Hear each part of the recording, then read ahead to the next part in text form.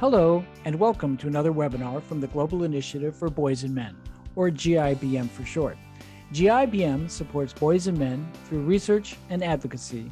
And since October is National Domestic Violence Awareness Month, we've invited Dr. Don Dutton, Professor Emeritus at the University of British Columbia and leading international domestic violence expert.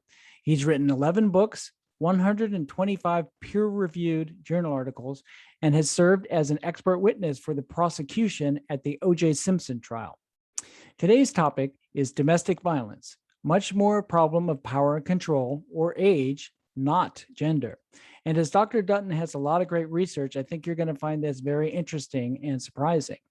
We also want to let you know that today's free webinar is made possible by generous donors to GIBM, a 501c3 nonprofit.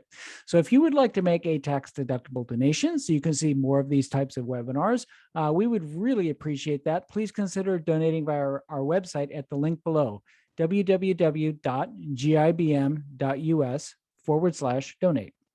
We're also joined today by GIBM President Sean Coleman. Welcome, Sean.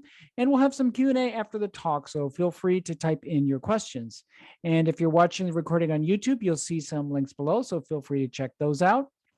And I see we've got some guests today as far away as India and Nigeria. That is fantastic. Thank you, everyone who's been able to join us for the webinar today.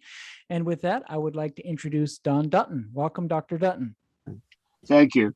Yeah, and what I'm going to do, I just picked out a kind of set of research studies that I wanted to talk to you guys about, and not to beat you to death with data, but I think it's important to see the difference between what social sciences say about domestic violence and what the sort of gender paradigm, the current thinking about domestic violence is. You'll see that the two are really quite different. I Googled the image domestic violence, and this is what came up: a guy with a belt standing there and a woman cowering in the background. And so, the question is, like, for 100,000 couples, how many would this kind of wife battering abuse pattern occur for? The man's using severe violence, he's using it repeatedly, and it's a non-violent female victim. So this is part of what's called the gender paradigm, which is domestic violence is committed mainly by males, and of course has lent itself to all kinds of gender shaming as a result of this, and that it's done according to functionalist sociologists who make this claim to preserve patriarchy, which is a social arrangement with men at the top and women at the bottom. So it's kind of a Marxist view of the world, where men become the elite and women are the proletariat, the kind of working group down below. The bourgeoisie are men. Now, so that's the view, and that's kind of the predominant view that's held in the criminal justice system in many places. You're going to see actually how extensive it really is. I want to just start off by taking a world view on this. And this world view only partially supports the gender paradigm. What this is a cross-cultural examination of rates of domestic violence committed by men against women and committed by women against men. And these are measured by something called a D value, which compares two distributions with each other. If it's a positive value, like all these have, then that means the male violence is more frequent. If it's a negative value, like these have, then it means that female violence is actually more prevalent. And these two other things here are measures of women's socio-political power in a given country. And you see in some of these countries like Papua New Guinea, India, Jordan, etc., women actually have very low power, and the D values are positive, which means there's more violence committed against them than by them. But when you get down into countries like the US, Canada, Finland, New Zealand, you see now that the women's power is approaching one. One would be equivalent with men, and here you're seeing it's 0.9394, etc. And those are things like the number of women who are in executive positions, how the law supports women in education, etc. So it's a composite of all these things. when you get into countries where there's relative equality, then you see that the D value shifts to the negative, which means that women are now actually more violent than men. Now, what that tells you right off the top is it's not just gender per se that causes domestic violence, but it's gender times social power that seems to have something with the incidence and commission of domestic violence. So if we look at it in the USA, here's a national survey study that was done by Murray Strauss. Murray Strauss was a sociologist at the University of New Hampshire who studied just about every important sociological question pertaining to the US and domestic violence rates. And so this was a survey where they had a very large representative sample, more than large enough to forecast a US election. And here, for all those people who reported physical violence, they did a breakdown into how it was reported by whether it was a dating couple, cohabiting couple, or married couple, and then whether it was minor violence, no violence, or severe violence. And you see there's a variety of patterns that go on here. But even if we just looked at, say, the cohabiting, one of the things that jumps out is you look at male severe against female no violent, which is a wife battering pattern. Only 7.3% of all domestic violence that's reported fits that pattern. And if you go over to the next column and you look at women using severe, and by severe, people are asked a number of questions about how they've resolved conflict. And severe are all those ones that could result in an injury, like being kicked or punched or beat up. And so here, with the female severe male pattern, which is a husband battering pattern, you see that it's actually almost twice as high as the wife battering pattern. And with married couples, 9.6 versus 5.7. The first thing that jumps out is that there's a number of different forms domestic violence takes within the US. And secondly, that it's certainly not just male violence against women. It's, in fact, if anything, looks a bit the other way around here. So John Archer was the first person to do what was called a meta-analytic study, which means taking all the research that's been done on domestic violence incidence rates and comparing them and putting all the papers together that have done it and doing a kind of mathematical averaging, if you will, of all of these studies. And so he winds up here with a sample of, if you combine 426 studies that he looked at here, 65,000 people. So it's, in other words, a pretty large sample, predominantly US, but other Western European countries and other countries as well. And so what he found was that if you look just at estimates of intimate partner violence, that the perpetrators were somewhat more likely to be women, hence the negative D again here. Women, however, were somewhat more likely to be injured, 1/6 of what's called the standard deviation difference. It doesn't mean they're the only ones who were hurt, but they're somewhat more likely than men to be hurt, and somewhat slightly more likely to receive medical treatment. So again, we're getting this picture now based on 426 studies of women being perpetrators more frequently than men are. And in terms of the impact on the victim, Ann Coker reanalyzed all the data from the National Violence Against Women survey that was done in the US. So she's got two large sample sizes here of male respondents and female respondents. And she's looking at associations between physical, sexual, and psychological abuse, victimization, and consequent problems, physical or psychological effects. And the psychological and physical victimization, she found, produced very similar effects in both genders: depression, substance use, chronic physical illness, and chronic mental illness. So it's not just women who suffer from domestic violence, men suffer from domestic violence too. And something that policy doesn't seem to recognize.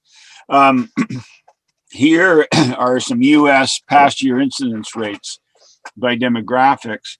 And so here's the the overwhelming result that comes out of this is the vast majority of any demographic group in the U.S. does not commit domestic violence. So broad societal explanations like feminist sociology really don't seem to apply, because the overwhelming majority of people don't do it.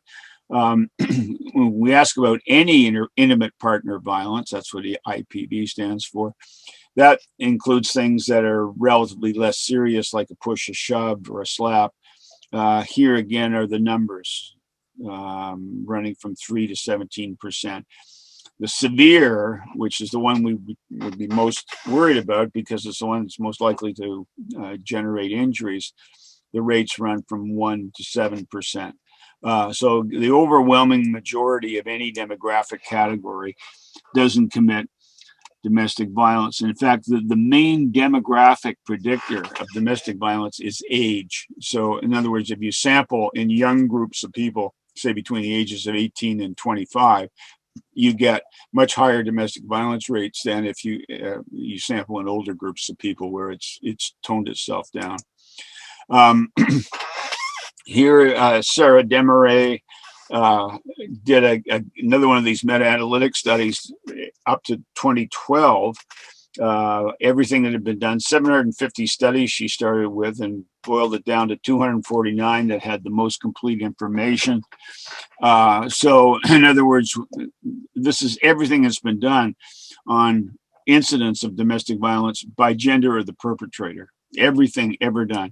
And here's what she finds, that if you look at victimization in large population studies, the dark bar here is males. So males are more likely to be victims of domestic violence than females, which is the gray bar.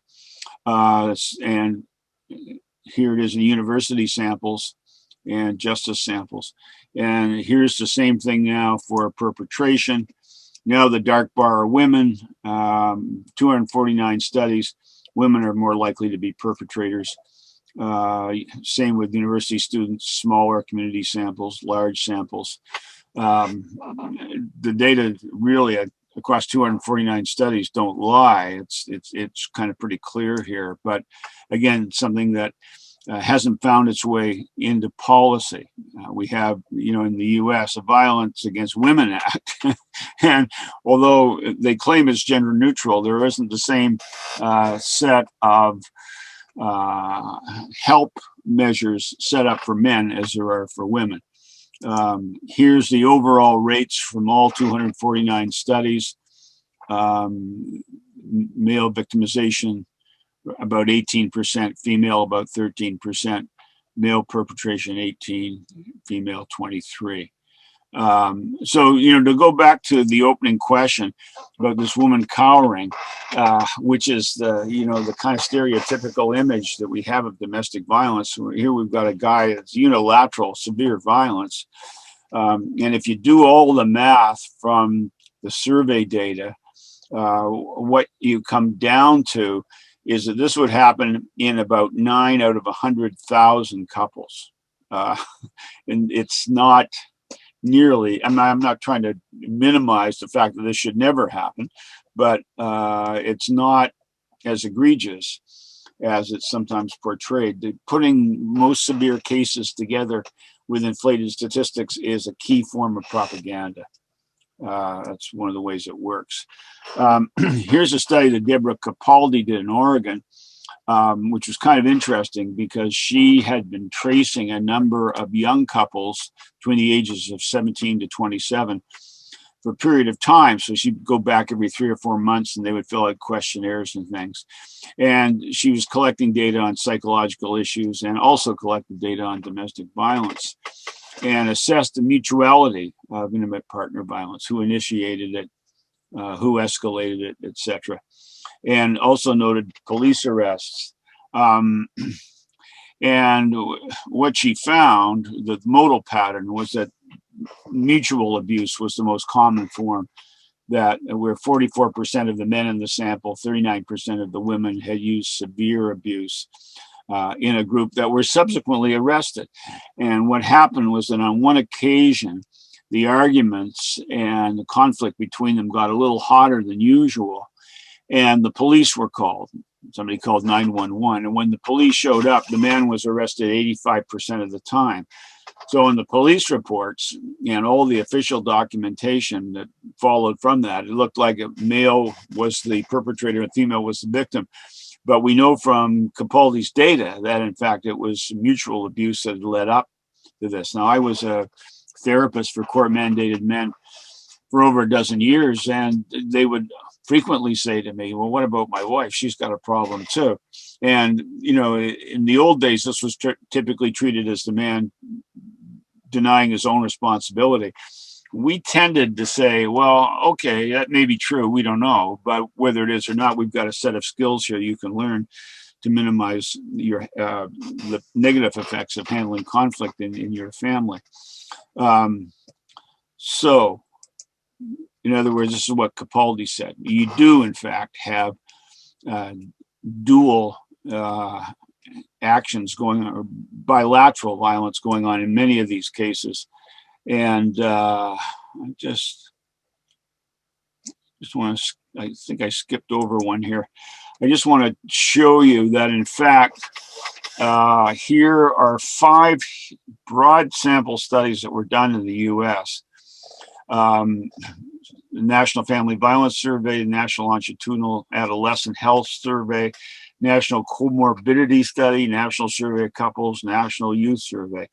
So you've got 5 large samples. You've got the sample size listed for each one of them that ask questions about domestic violence perpetration. How do you resolve conflict? Which of the following things have you used? And that starts out with we talk about it rationally, and it winds up with, you know, somebody uses a weapon against the other person, and all steps in between. And when you do this, you get this percentage of intimate partner violence reports. You know, they run from 15% to, as we said, when you get younger samples, the numbers get higher. So here you've got 32%. Okay. And now what this is of those people who reported domestic violence, how many were reporting male perpetrated violence, how many were reporting female violence, and how many were reporting bilateral violence or two-way violence. And what you find is that about 50%, if you sum across all these things, of all intimate partner violence is bilateral violence. It's two-way violence. Each person's doing it. Now you can say, well, you know, men are bigger and stronger and have 40% greater upper body strength, and that's true. But when you bring weapons into it, somebody grabs a knife or a rolling pin or a gun, that advantage is gone. So it's an issue either way.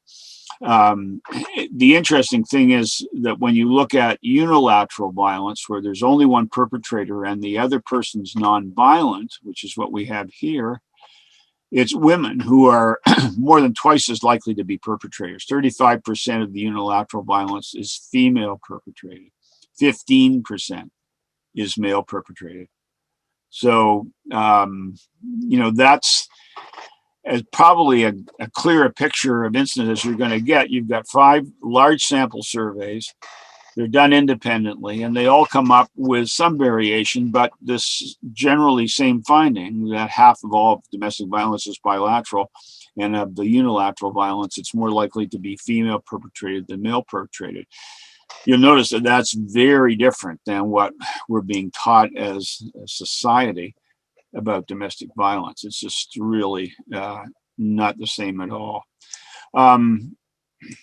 Denise Hines, who is a psychologist in the Eastern U.S., has done a study what happens when males try to get help for domestic violence.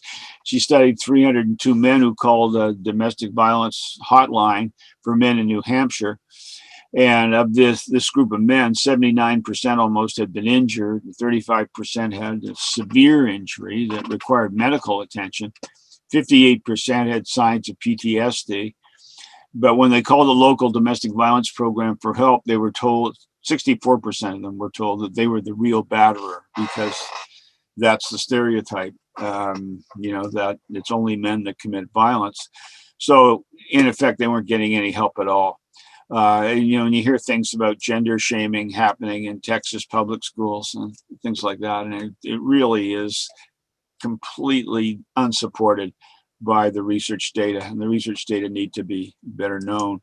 Ken Corvo and I wrote, Ken's at Syracuse University, he and I wrote one of several rejoinder papers that were published in the academic press pointing out that the data didn't support the gender paradigm, and really calling some American professional associations into account. The American Psychological Association, for example, claims to be a professional group that's research-based. So why have they not supported the research data on domestic violence? I wrote a paper where I had to take apart step by step some claims made on the website of the American Bar Association, totally misrepresenting domestic violence. And then we have the issue court mandated treatment under the Violence Against Women Act that first came out in the 90s, has been reevaluated since, but it's still in place.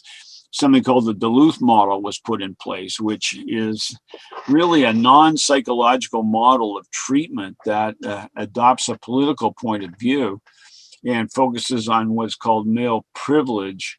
It's all the sort of one-sided feminist political view that really comes across to me as almost a kind of form of brainwashing in terms of therapy.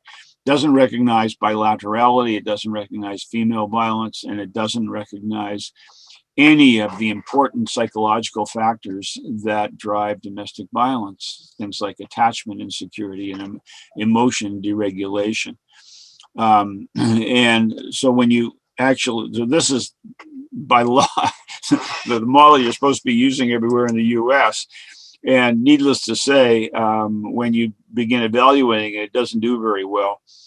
Here you see 1, 2, 3, 4 out of 7 studies that did Duluth-like models actually increased recidivism for men who'd been in treatment. They don't call it treatment, they call it intervention. And other models, which are more psychological models, do much better. Here you see an effect size that reduces recidivism. This is a Washington State evaluation. You see, it says here, on average, programs using Duluth-like models had no effect on recidivism, or they made it worse.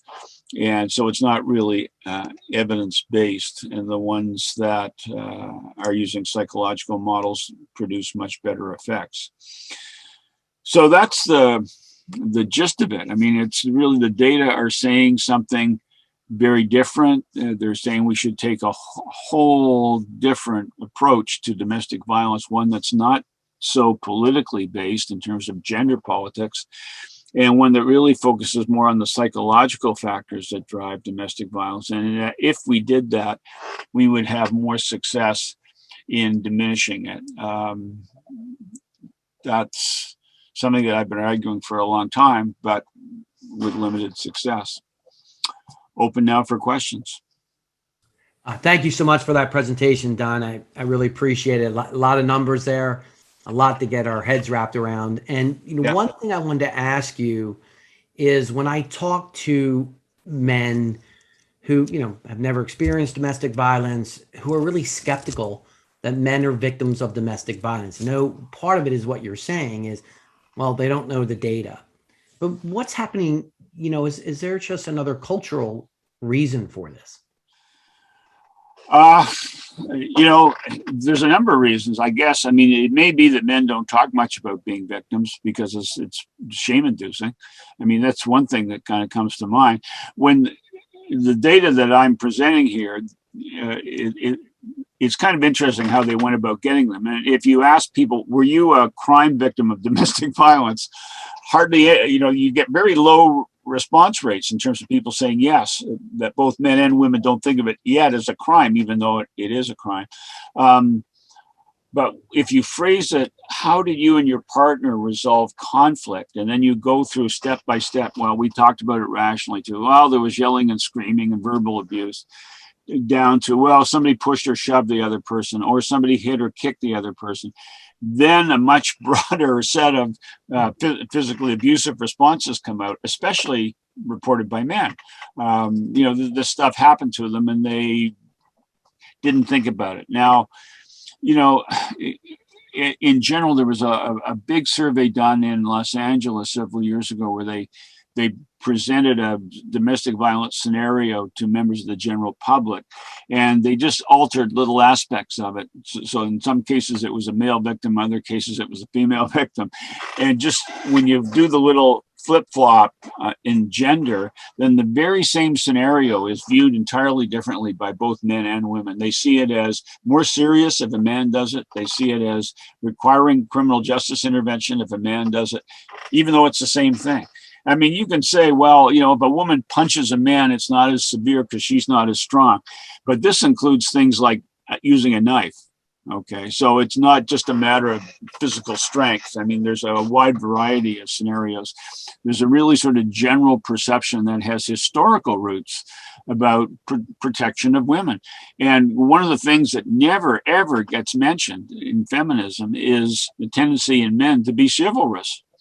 To protect defenseless women. It's described as though every man was a potential perpetrator, and that's just clearly from the data not the case. Well, and I think one of the things I know you're familiar with, Don, is probably the Adverse Child Experience Survey, the ACE survey by the CDC. One of the things that it did when it created its original survey, it asked people who have adverse child experiences, have you ever witnessed your mother, your stepmother, or your father's girlfriend abused? But it didn't ask the same question of, did you witness your father, stepfather, or mother's boyfriend being abused? And so we know that has been changed. But what's interesting is the CDC still has that the original questionnaire on its site, and it's still being used today. Even though people don't know, there's a more generic question that have you witnessed, a parent, a step parent, or being abused?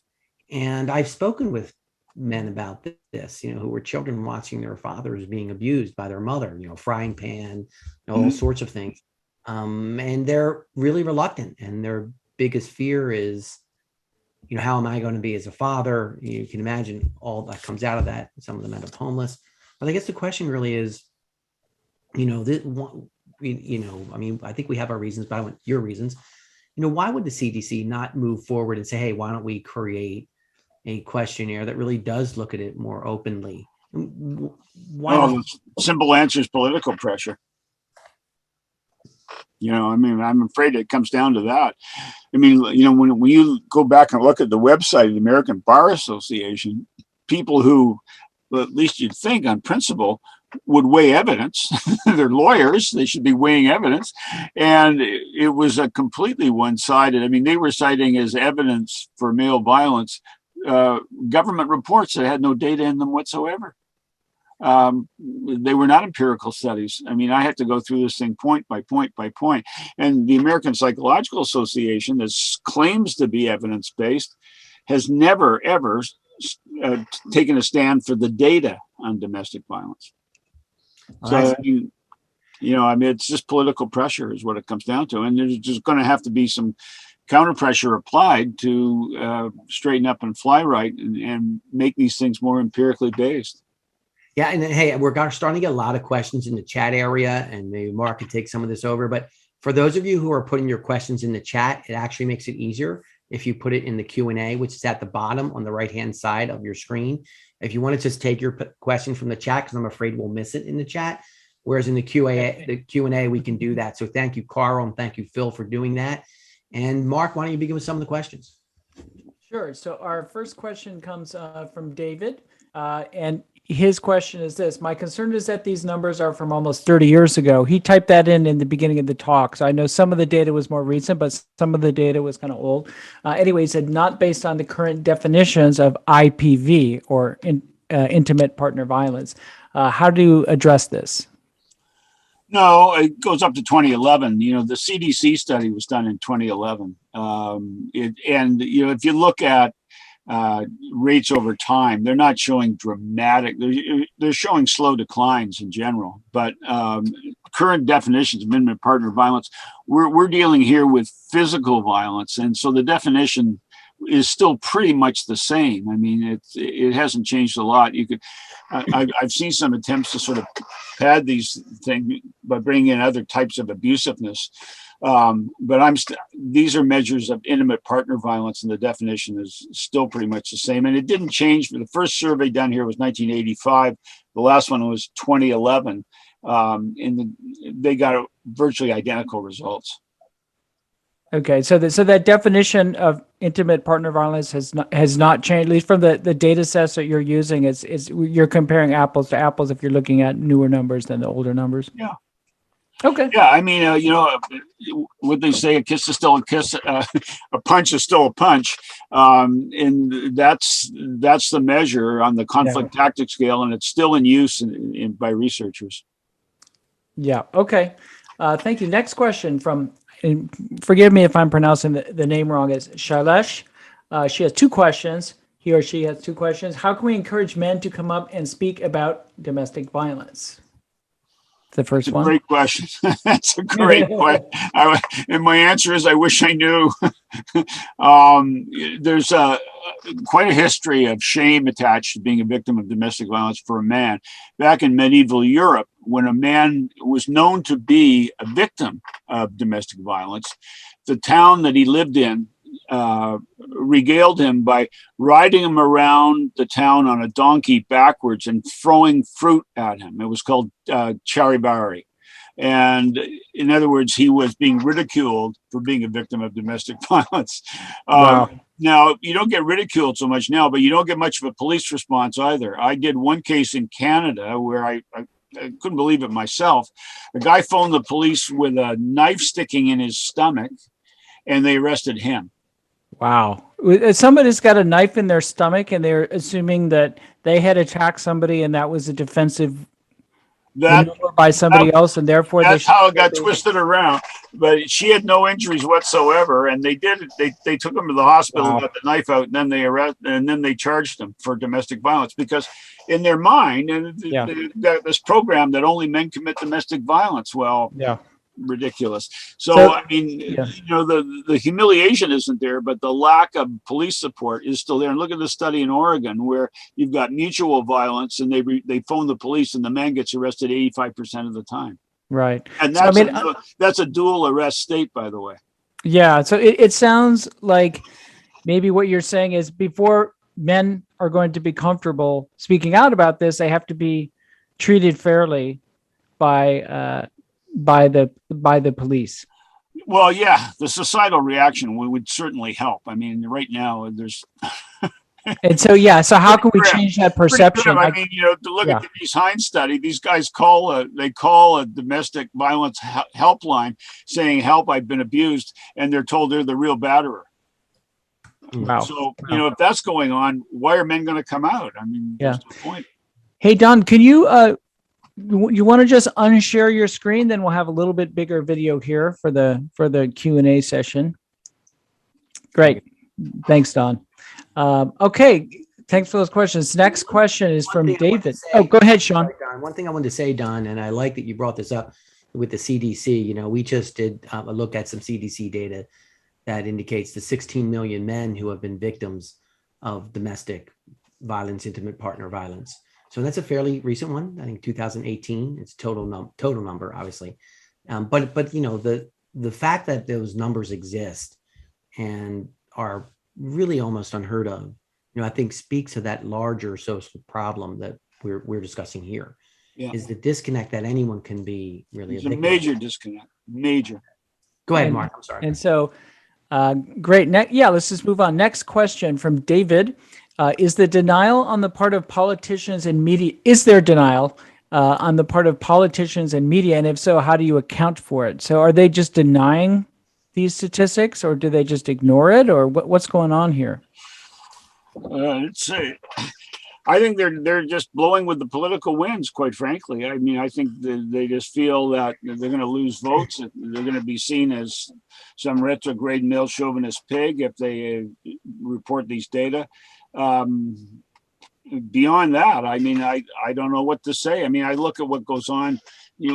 With criminal justice response is one thing, but I mean, where I shake my head is that if an athlete who's got a multi-million-dollar career is accused of domestic violence, it's career ending. And yet, I mean, the assumption is just, well, this guy did it. He's the perpetrator, and he's a professional athlete, and he's a bully, and there's just all kinds of things get read into it. I just find it stunning that penalties that severe can be vested on people over what, in many cases, may be an ambiguous act. Wow. Okay. Thank you. Philip asked, do you know of, so this is a data question. And again, I also wanted to bring up something. There's a project that we're working on called the Boys and Men's Wellbeing Index. And you mentioned that part of what needs to happen, Dr. Dutton, is that this data needs to get known better. And part of it is getting the data, but there actually is a lot of data collected already. I think a bigger part of the problem is getting the message out. So that's something we at the GIBM, Completely agree with you. Boys and Men. Agree with you on that.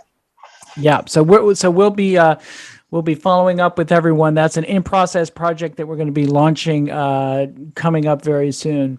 Yeah. And so kind of along the data lines, Phil asked, do you know of any national survey that asks about the use of poisons, scalding, and encouraging or paying someone else to harm an intimate partner? I do not know of any. No, I don't think that. I do not believe. I don't know of one that's ever asked those questions. They're fascinating questions, but I don't know of any survey that's included them. Okay, I would just say, Phil, I do believe that there are studies about methods of, unfortunately, methods of murder or things like that. And I know that, for instance, in the true crime shows that, they say that women are more likely to poison a partner. That's more likely to be their choice. But that's a good question. We should find the study. Homicide studies, guns are still number one, followed by knives, and then poison women use more frequently than men, but it's still relatively infrequent. It's still much less frequent. Yeah. Yes. Yeah. Great. Great. Next question comes from Carl. Carl asked, is there more current published? That's kind of the question we talked about before. Let me just ask the question this way. What are the best data sources that you use to get the most current data? Do you look at, for the United States, do you use the CDC? Is there something else in Canada? Well, no, it's international. I mean, research is really international. There's specific journals that are family violence dedicated journals, and they will publish surveys that are done anywhere based on the methodology, and it passes all the tests of peer review, to be methodologically sound, then it gets published. And there's more from the U.S. because it's a bigger country. It's got more of an interest in domestic violence, and it's been a trendsetter in a lot of ways. If you look at U.S. Canadian rates, they're not all that different. Canadian rates are a little lower in the severe category and using a gun, but when you get down into pushing, shoving, everything else, they're pretty much the same. And certainly the psychology doesn't change at the border.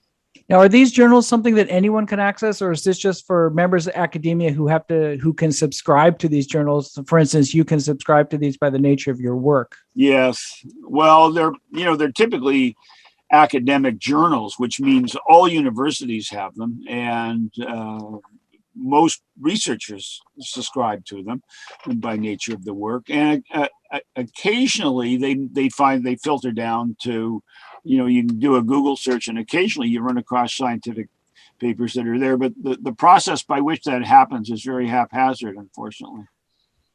Okay.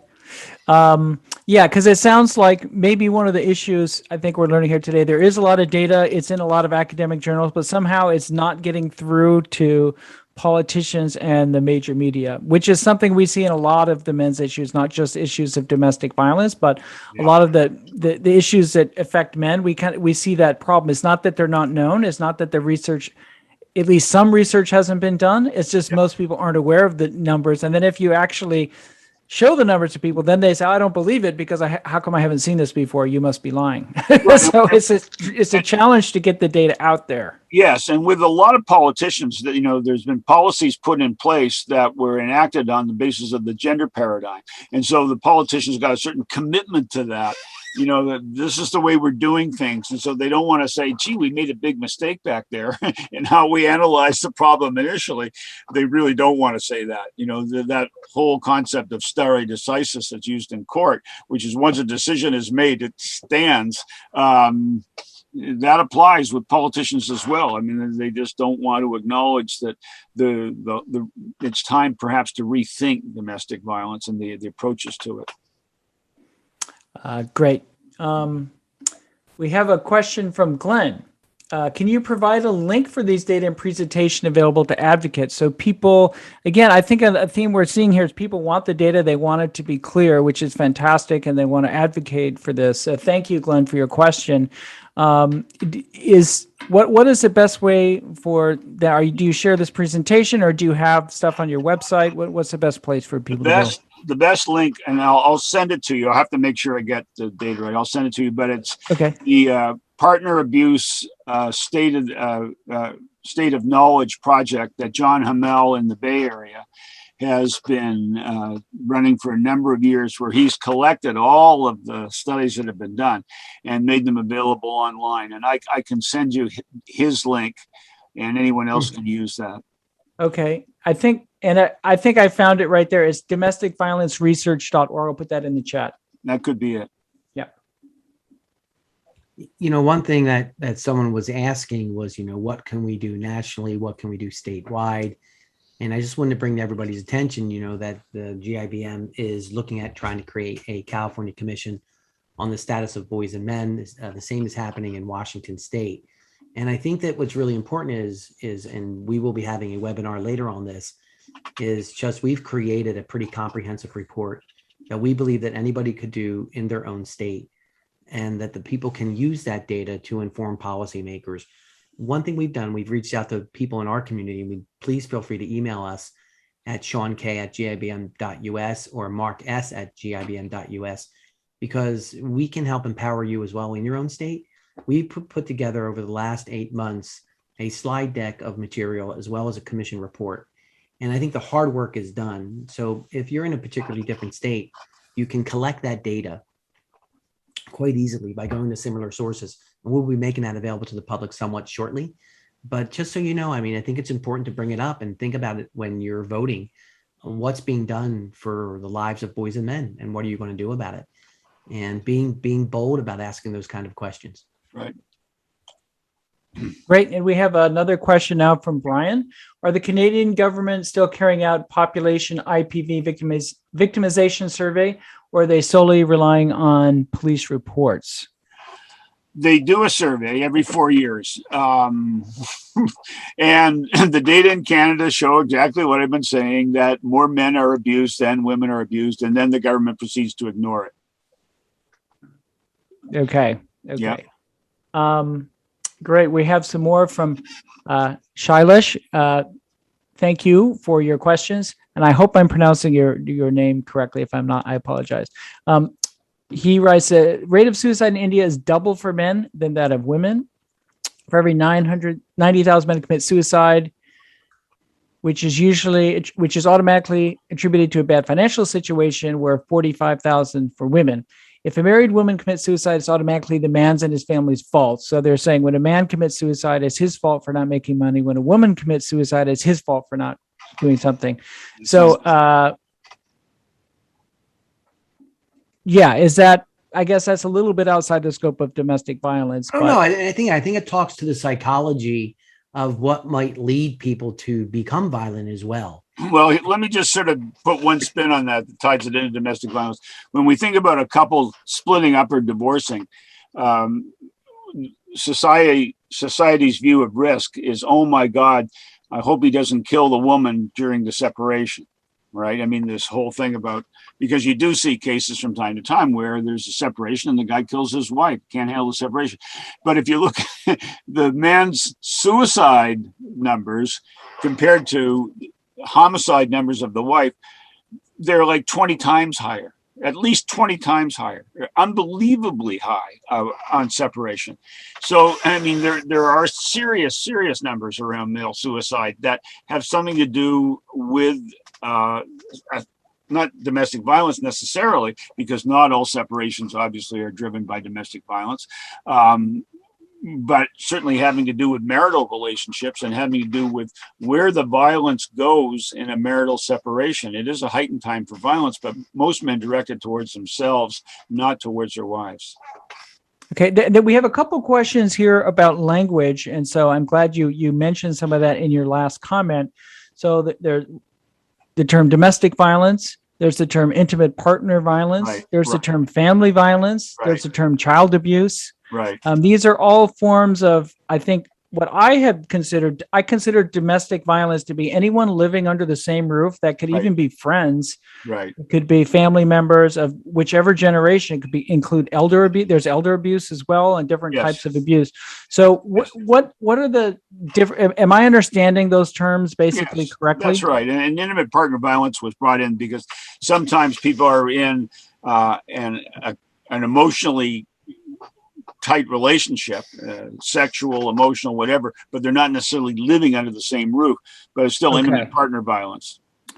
Right. Exactly. Oh, that's a good point. Right. So you say domestic violence. Well, what if you don't live together? But intimate Right. partner violence is just sort of for partnerships. Right. It gets a little. It's interesting where those boundaries get drawn. Right. Another language question. You mentioned something about a dual arrest state. This comes again from Shailesh. What is a dual arrest state? Dual arrest states are ones where in the state law on domestic violence, it is up to the officer to arrest both parties if they think each party has assaulted the other person. But as I pointed out, Oregon's a dual arrest state and 85% of the arrestees are male. So, I mean, so much of this is not just what the law says, but how police have been trained to think about these things.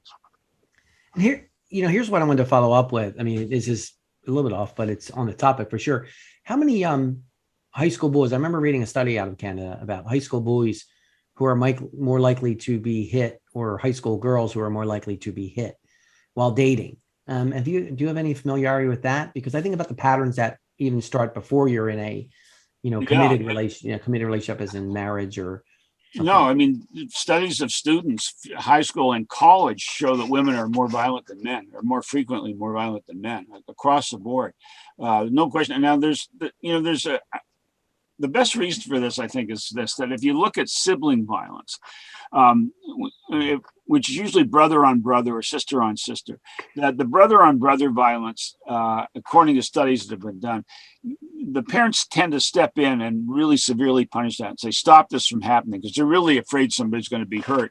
So the brother on brother violence gets stopped, but sister on sister violence doesn't get stopped the same way. So if you look at sibling on sibling violence rates, they get higher and higher and higher for women, but they level off and start to drop for boys who stop doing it because they're sanctioned for doing it, and girls are not sanctioned for doing it. And some people have suggested, well, maybe that's what carries over into the using violence in intimate relationships, as it develops initially in a sibling to sibling relationship.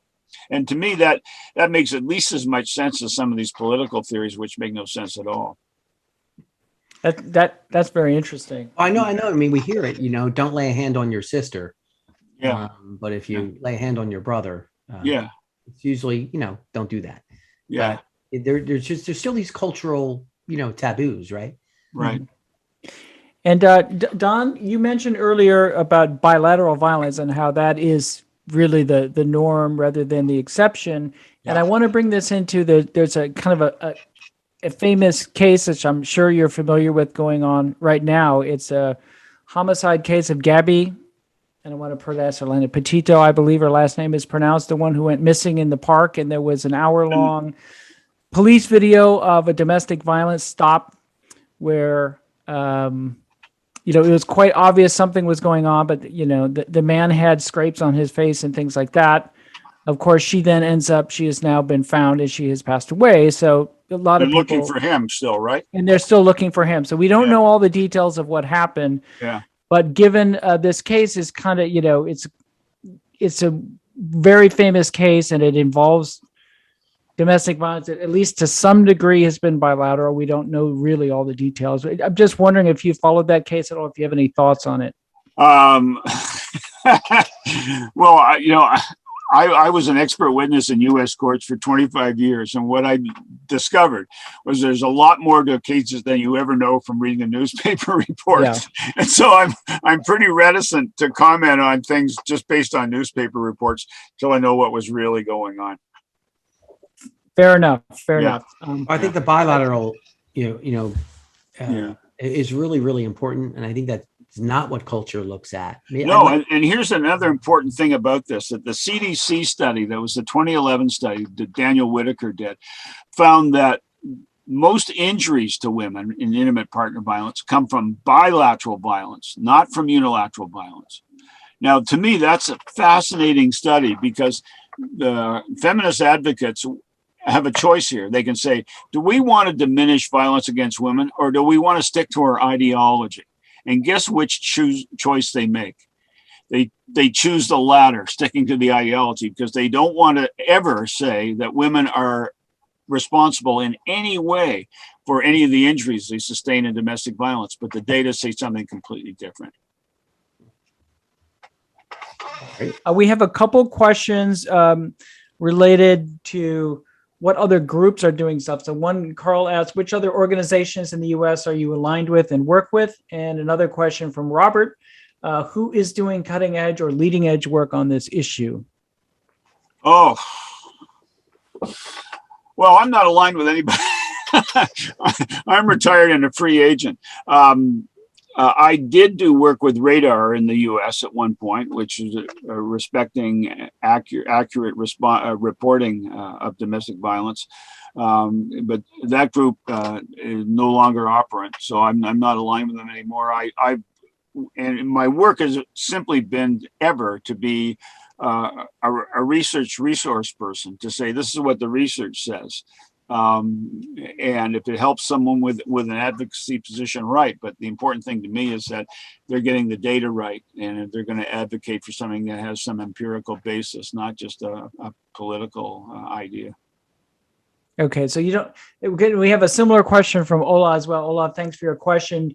Do we have any educational programs across different educational levels that can help prevent domestic violence? So do you know of any education? So we're talking about how, the siblings, when they're younger, that could be a place where maybe violence starts, and then that gets pulled over to when they're older. So I think that's a good question. How do we, and I guess it's going to be very based on geography where a particular program to be available. But are there any off the top of your head that you want to share? No, I don't know what's going on in the schools. It'd be a great place to start. But, I shudder when I see things like what came out of Texas, where they're putting, signs up in the buses telling little boys not to grow up to be batterers. Like, 2% of them might do that at most.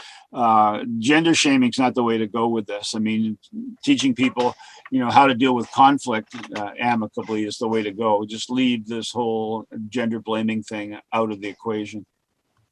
Yeah, and I'm glad you mentioned that. So, Ola, I'm sorry we don't have any specific programs for you. I guess this is a little bit more about data and research and less about the outreach programs. But I do think there are some programs that are targeting other things, for example, sexual assault, and I think the same thing happens with kind of domestic violence or intimate partner violence. That the programs primarily, at least what I'm seeing in some of the schools here in California, there's just some coverage of this locally in the news, is it really does focus on female victimization, which is important, but there's almost no conversation regarding male victimization, which we know is happening. So, that at least I see, if you go to a high school, you're probably likely to see some group or committee that is focused on it, and it probably doesn't discuss men. And I know that's kind of what happens in the high schools. And so that's, so Ola, I think there are stuff happening. And by the way, Ola's coming, joining us from Nigeria. So it's nice to have you in here, Ola. And I just wanted to let everyone know that I think it is happening, but I don't think the conversation is happening openly. And I think people are afraid to bring the data up, actually. Don. I can tell you from personal experience, you get a lot of flack for bringing the real data up, because it does fly in the face of, the political zeitgeist. But nevertheless, I mean, I was raised to be a social scientist, so that's the way it is. Bottom line. Merz Strauss, same thing. He got up. Merz Strauss got a prize from the American Sociological Association for his terrific research. And when he got up to accept the prize, the front 2 rows got up and walked out of the meeting to protest him getting a prize. His great sin was that he did what a good scientist is supposed to do and report his data. You know, there's a question on the chat maybe you want to look at, Mark, from David, and I think it's... Go ahead, Sean. Yeah. So yeah, is sexual violence also bidirectional? And so, well, I don't know, but I do know that sexual victimization rates for males are much higher than are commonly recognized. That much I can tell you. I don't know about the directionality of sexual violence. I haven't looked at it, so I don't want to say anything. Okay, I know the World Health Organization has reported that the studies on male victims of sexual violence is grossly under supported. Absolutely. So, yeah. All right. And so we're about out of time. We're 2 minutes to the hour. I want to thank our guest, Don. I'm just pasting a link here in the chat. So as Sean mentioned at the beginning, we are a nonprofit organization. So we rely on donations to do our work. I've just put a link to our donate page on our website, gibm.us/donate. And so if anyone has the means and feel like you would like to donate, we would really appreciate that. Any bit helps, even a few dollars helps. And so thanks for that. Don, this has been a fantastic talk. Thank you so much for the information. We will definitely stay in touch with you in regards with our Boys and Men Wellbeing Index, because I can tell from your brilliant data mind, data is certainly on this topic better than anyone I think I've ever met. So you'd be absolutely perfect for that. Okay, thanks. My pleasure, guys.